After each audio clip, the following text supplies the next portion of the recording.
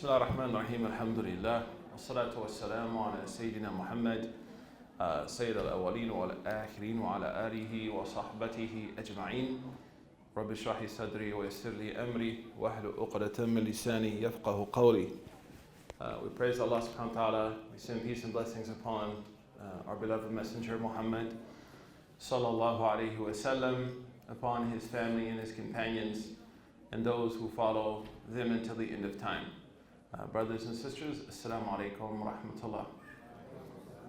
Alhamdulillah, it's great to be in the Bay Area. Of course, seeing many old and young and younger friends, alhamdulillah, who I've known for a number of years, and it's always a pleasure to be back in the MCA. As you know, I came to teach a book that was written a little bit over a year ago with a number of reasons in mind. So tonight what I'll do is share a little bit from the book, and then tomorrow the book is for sale in the back and we'll do like signing and stuff afterwards, inshallah. But tomorrow also we'll be teaching it in the morning, inshallah, from 9:30 to 1:30. We'll get as much of it done as we can, inshallah ta'ala. You know, I mentioned in the beginning of this text a story that happened to me. And this story has happened to me in different contexts, but kind of a very similar set of outcomes. And that is, I found myself, whether it was in my university days, I took a course once and the subject of the course was Islam, whether it was working at one time for AT&T, and you know, people asking questions about Islam being a hot topic, and even places like the subway, sometimes in New York City, and even with my family, I found myself needing to, if you will, suddenly become someone who's literate or semi-literate about Islam. And luckily, alhamdulillah, I was trained, right, to speak on these issues, so it wasn't difficult for me. But early on in my conversion, I mentioned in the opening of this book that I was driving from Kansas City to Oklahoma City. And at that time, subhanAllah, I had an 82 orange Toyota Corolla. SubhanAllah. What a car. I bought that car for $250. Can you believe it? SubhanAllah. And it was a great Jamaat car. Like, anyone's ever been on Jamaat? You could knock like 40 days out, mashallah, in one tank of gas. And on the way back, it was late at night, I was really, really sleepy, and that car only had the AM frequency. The original radio was in that car, subhanAllah. So I started like skimming through different radio stations, and I had been a Muslim for about maybe 2 years. So it was like 93, 94. And I get to the station where this man is saying, you know, tonight we're going to unpack and unveil Islam. Like, tonight we're going to unpack and unveil Islam. What is Islam? And we're going to be joined by a specialist all the way from Egypt. So as I was hearing that, I was like, oh, awesome, man. It's like some sheikh from Egypt is gonna like break it down for the Corn Belt. And as I was driving, I realized that the person that he had on was like an Egyptian evangelical Christian who was no friend of Islam, to say the least. So they brought him on. They did not ask him for his credentials. He was a medical doctor. And he just began to like hammer us, like just like really say some highly irresponsible things, to the point where, and for those of you who are millennials, I'm going to talk about something maybe you've never heard of before, but there used to be this phone that you'd find in the streets. If you would put coins in it, it'd actually work. You could call somebody for 75 cents. So I decided to pull over and use something called a payphone and get on the show, because I was like so angry, man. And I had luckily been studying with my teacher at that time for about a year. So like I had enough information, I felt, to like box the guy, you know? But the primary tool that I felt I would use is like, I'm William from Oklahoma and I'm a Muslim. Like, if you think about critical race theory, this is like a KO punch to the face. So I called and I got on. I said, my name's William. I didn't say I'm Muslim. I didn't say any of that. I was like, I'm William from Oklahoma. I'm so incensed. I'm so angry. I just got to get on. They're like, okay, William from Oklahoma. I'm going to put you on hold, buddy. And I sat there on hold, heard a few country western songs and stuff, and then I got on. And when I got on, I realized he had actually misquoted a few narrations of our beloved messenger, Muhammad sallallahu alaihi wasallam. And I said to him, hey, doctor, I forgot his name. Doctor, I forgot your name. How are you? He's like, I'm fine, great. I really, was listening passionately to what you had to say, but like, I'm William from Oklahoma, and as a white American, like, I'm Muslim, and I converted to Islam, and like, what you're saying is not true. And then he just exploded, man. Like, he really exploded. Like, he got really, really angry. And I was just making like dhikr, like, don't lose your cool, man. Don't fly out of the ring, Don't fly out of the ring. Although that was warranted, but this wouldn't have been warranted. So he started getting really upset. And I said to him, here, this hadith that you mentioned, umirtu an uqatila an-nas, I was ordered to fight the people, qatiluhum hatta la takuna fitna, blah, blah, blah, blah, blah, blah. And then he started interrupting me. And he interrupted me so much that the talk show host, I forgot who it was, he's probably in the trunk cabinet now, he told him to stop interrupting me. And then they let me finish. And then I said, I would encourage you in the future, if you're going to talk about any tradition, any religion, any group, any ethnic group, any identity, at least bring someone who can speak truly to the subject. And they asked me, okay, well, who would you advise us to invite? And I said, Dr. Jamal Badawi. So then they said to me, okay, we're going to put you on hold. We're going to get, and this isn't in the book actually, this part, we're going to get Dr. Jamal Badawi's information from you, and we're going to make it happen. So I waited and they hung up on me, subhanAllah. But I learned something that day as a new Muslim. I learned something in my growth, because converting to Islam is very much about a process of exploration. There's always, till this day, there's new things that you uncover. And that was I was prepared to go into that barroom fight, man. I was prepared to go into the octagon. And every day, just today, subhanAllah, a person messaged me on Instagram saying that, this rapper David Banner, he's a really, really great rapper. He has incredible lyrical prowess. But he's saying things about Jesus from a Christian perspective, and I don't have the raw material to respond.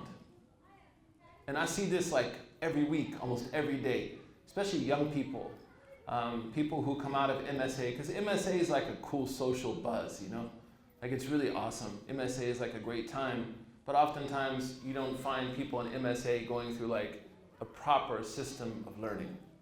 So the emotional component is there, and that's very important. But if we don't couple our passion and our emotions with raw material, that stuff burns out after a while. Old folks, we can tell you. After a while, emotion fades away, and what lasts is what you really bring to the table.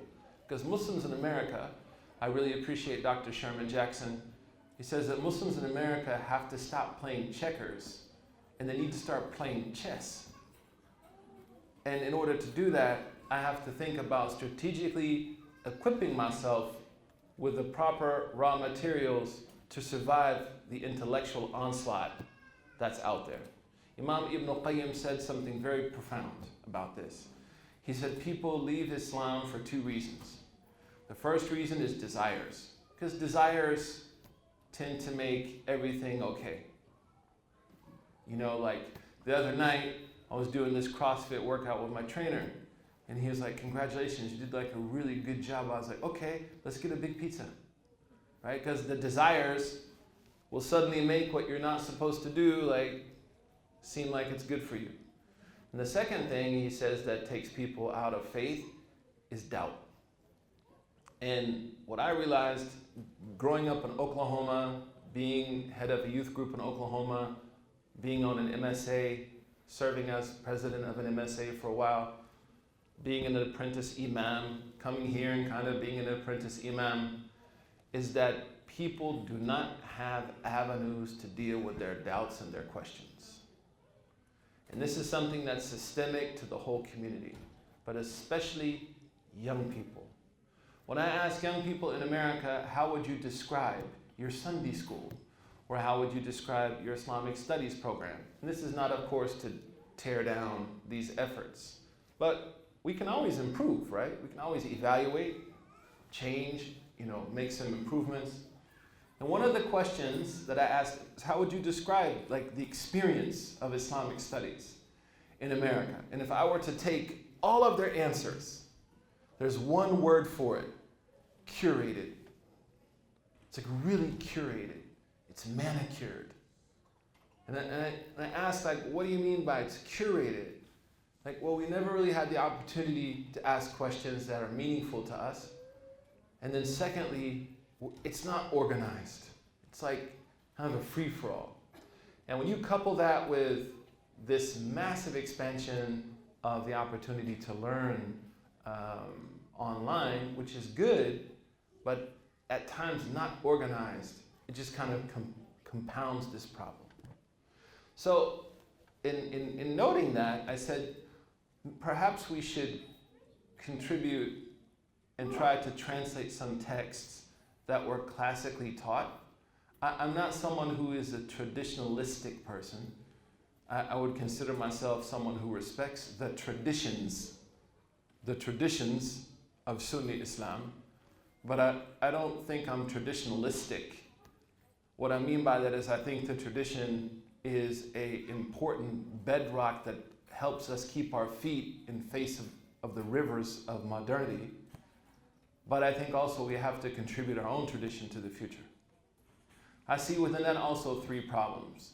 Number one, the set of neoliberal assumptions, especially Muslims that have come through liberal arts colleges, have towards the tradition of Islam. I'm talking about Muslims, not Muslims. So when you talk sometimes with Muslims, they'll immediately start to rail against the tradition, right? They'll immediately start to scholars, the imams, as those are like some cabal of scholars, like, in San Ramon in a mountain somewhere, like, changing the world, like with their hands on a globe, and Kanye with a hat on. And then when you ask them, okay, so what texts have you ever read in the tradition? They get really defensive. But as you continue to push them, you realize they've never read even like a rudimentary text in the tradition. Well, how can you be critical of something that you don't know? That's considered a hawa. The second are people who are so traditionalistic. And Vincent Lloyd, he's a brilliant Catholic theologian, he says, romanticizing the tradition is one of the greatest strategies of postmodernity. And secularism as well. That I'm just romanticizing this ancient past where everything was perfect and life was great. Good example is Spain. You ask people, hey, what do you think about Muslim Spain? Oh, mashallah, Muslim Spain was, well, if it was mashallah, why is it gone? And then you ask people to unpack the history of Muslim Spain, and they're in for a great shock. The reason Spanish Muslims fell is because they fought each other. They killed each other. And then the third are like the masses, People just like, I just want to raise my kids, dude. I just want to keep my marriage together. I just want to keep my conversion without like losing all my friends. I just want to have a relationship with Allah in some kind of dedication to spiritual trajectory. That's like the masses of the people. So for that reason, I decided through SWIS, which is Suheba Institute of Sacred Sciences, to like take classical texts that I had studied with my background in education and to organize these in a way that creates like a systematic opportunity for at least being exposed to orthodoxy and exposed to tradition. I say that understanding that sometimes orthodoxy has been negotiated, so don't get it twisted. But at least people have an exposure to the richness of our tradition. It would be foolish for a community to suddenly turn its back on 1,400 years of scholarship. Like, that's just not a strategic move. it would be foolish for a community also to take scholarship that existed 800 years ago and try to replicate that letter for letter. Imam Ibn Malik in Al-Khulasa, it's a great book, he said, people will always come and need to add and change and speak to and tinker with and address new issues. Imam Ibn Khaldun said, the worst thing that anyone ever said, مَا تَرَكَ الْأَوَّلُونَ الْآخِرِينَ شَيْئًا. He said, the worst thing that was ever said in our tradition is that early scholars left nothing for later scholars to do. That's a disaster. So what I hope we can achieve is, through these texts, is an exposure to the tradition, but then I did something different. I decided to take the questions that young people sent me on Snapchat, Instagram, my website, parents would send me, and then plug those into the book. So that we don't simply read a classical book and then do the masail al-qadima, the old questions that were asked, because those questions really, they have no relevance to us. But if we listen to our generations, and especially young English-speaking Muslims tend not to have the opportunity to engage in a reciprocal process of education. As they said to me, curated and manicured, right? Curated and manicured. In other words, the Islamic studies class has a lot of concealer on it. Has a lot of concealer on it.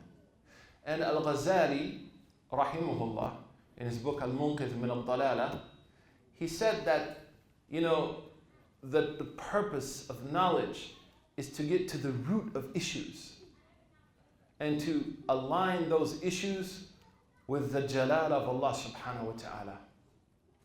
And Imam al-Maqdisi also said the very same thing. He said you find people busy with suwar al-ilm, with the surface issues of knowledge, but the foundational, fundamental issues, they will neglect and they will have ghafla. So my hope was to expose young people in particular to a book that's recognized by our scholarly tradition, by mainstream Muslim scholars, but then take the questions of those young people and plug them back into the book so that I would have to work hard. I'll be honest with you, in some of the classical systems, we're trained to memorize texts and to teach those texts without really thinking. So for example, this is going to be complicated, but in Ibn Ajurri he says, وَالْأَمْرُ مَجْزُومٌ أَبَدًا. He said this type of verb is always majzum. So everybody that teaches the book, they'll say majzuman abada, majzuman abada, but it's not the case. Or for example, here's a funny one. He says, وَالْمَنْسُبَاتُ خَمْسَةَ عَشَرَ. Said in his book that the signs of nasb, it's a grammatical tense, are 15. But if you actually count how many he mentions, he only mentions 14. But nobody will stop and say, we should change it because he made a mistake. It's not 15, it's 14. I've never seen anyone stop and correct it. Why? We're just trained to regurgitate. But I believe, yes, the tradition is important for giving us orthodox foundations, especially in a time when there's a lot of assumptions about our tradition. And then secondly, we have to take the issues that are important to people we serve. And that also forces us to reframe the role of the celebrity imam, or the sheikh, or the imam, or the content provider, or the sheikha.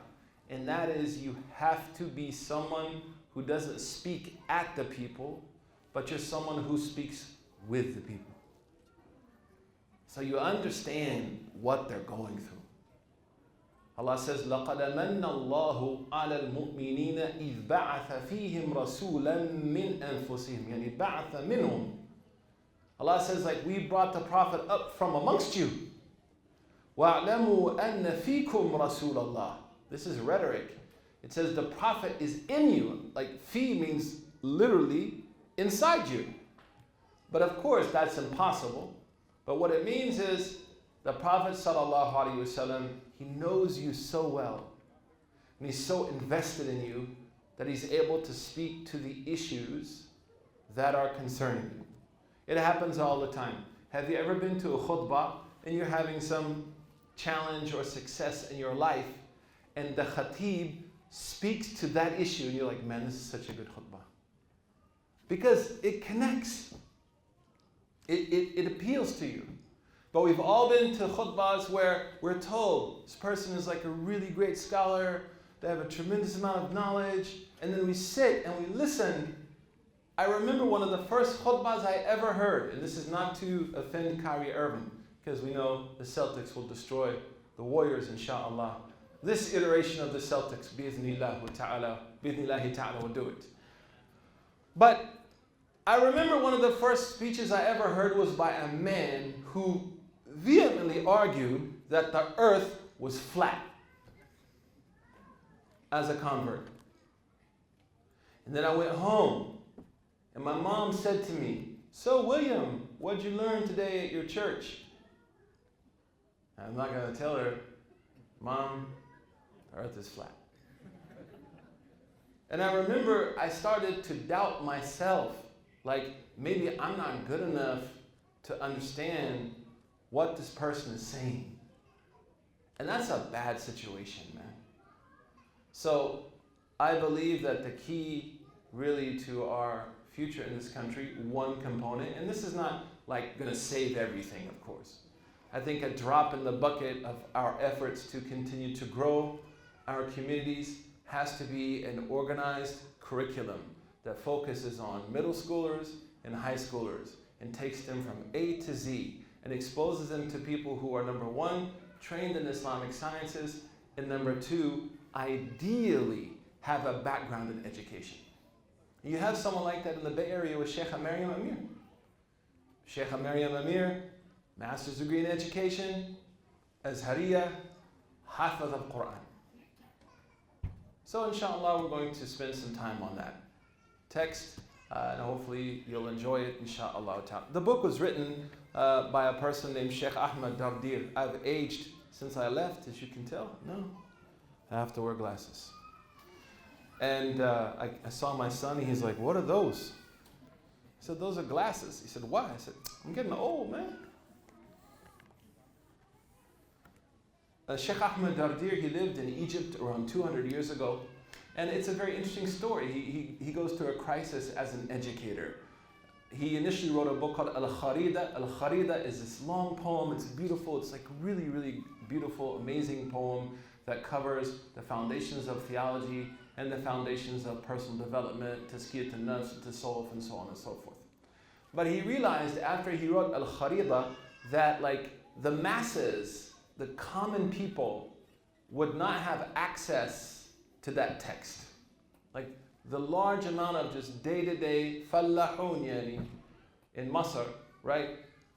They were not going to be able to access the book. So he goes through this kind of period of introspection, I heard from my teacher, where he begins to ask himself something which I think is a very important question. And he began to ask himself about how do you educate everybody? What do you mean by everybody? That's impossible. But what he means is like the common people, man. People that are working, people that have jobs, people that have kids.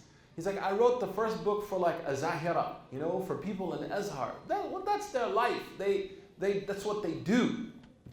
But what about like just normal people? And this happened to me.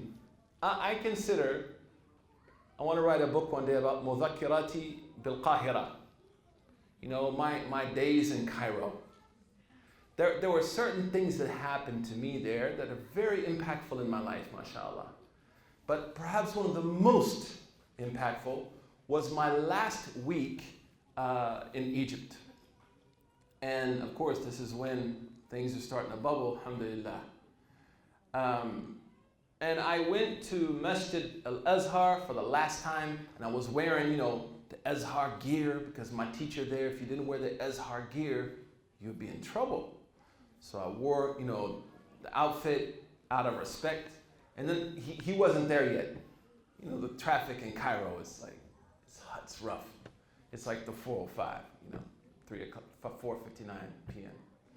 And I was sitting there, and in that masjid, there's this lady. She brings tea for people. You gotta pay her, but she brings tea. So she's like, Yansun, all this stuff. So she came and I got some tea from her. So I was drinking tea, and this old Egyptian ammo, this Egyptian chacha sahib, comes and sits in front of me. And he says, Assalamu alaikum, wa alaikum assalam, bolak bol ya maulana. It's like, I want to say something. I say it. He's like, Anta sheikh? Are you like a sheikh? I was like, La, ana talib, I'm a student.